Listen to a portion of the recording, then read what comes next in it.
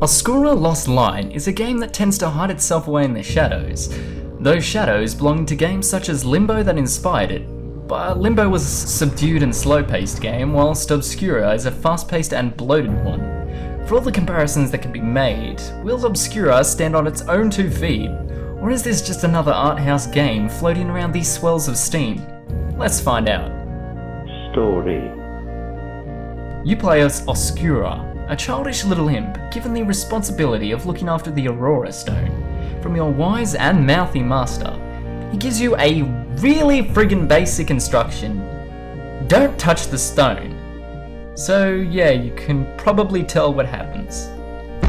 You had one job! Now you must fix your mistake and banish the new monsters that plague your world. Gameplay. Control-wise, things are pretty good. You can jump with spacebar and move with the arrow keys. Controls are tight and responsive and don't tend to stuff up. Things do seem to go awry, however, with the actual collisions in the game. Your little fella just seems to slip and slide on any inclined terrain or angled surface. It's annoying to say the least, but at worst it seems to be a lack of awareness in where your character will actually land after a jump. It's floaty and it's undeterminable. Most likely you'll just die!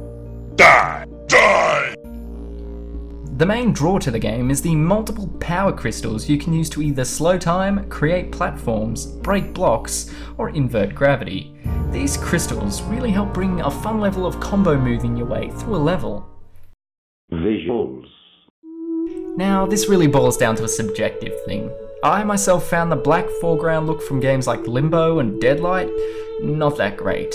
I understand its purpose, but hey, like I said, it's a subjective thing. Though I will say, the character designs for you and your enemies are quite creative and unique.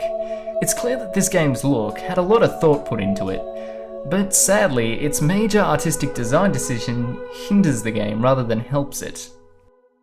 Stages. Levels, for the most part, are, just simply stated, forgettable. Since everything object-related is black, you never feel like you can soak up the atmosphere of a level.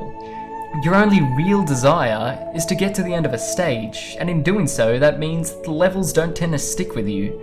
You can't absorb yourself in a stage like you can in a Castlevania game.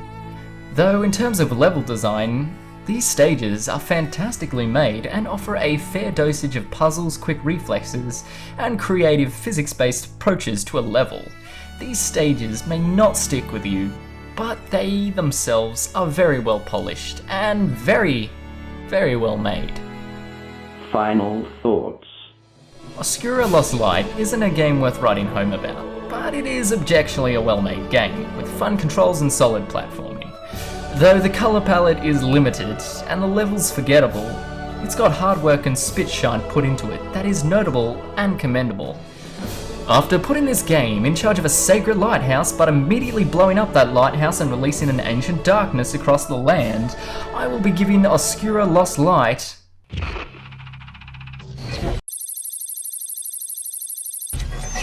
pass.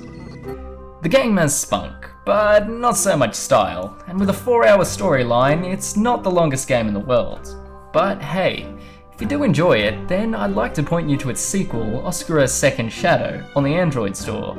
It's more or less Lost Light, but with a few more industrial pseudo-steampunk elements. Currently, Oscura Lost Light is $6.99 USD on Steam, with user reviews putting the game at positive.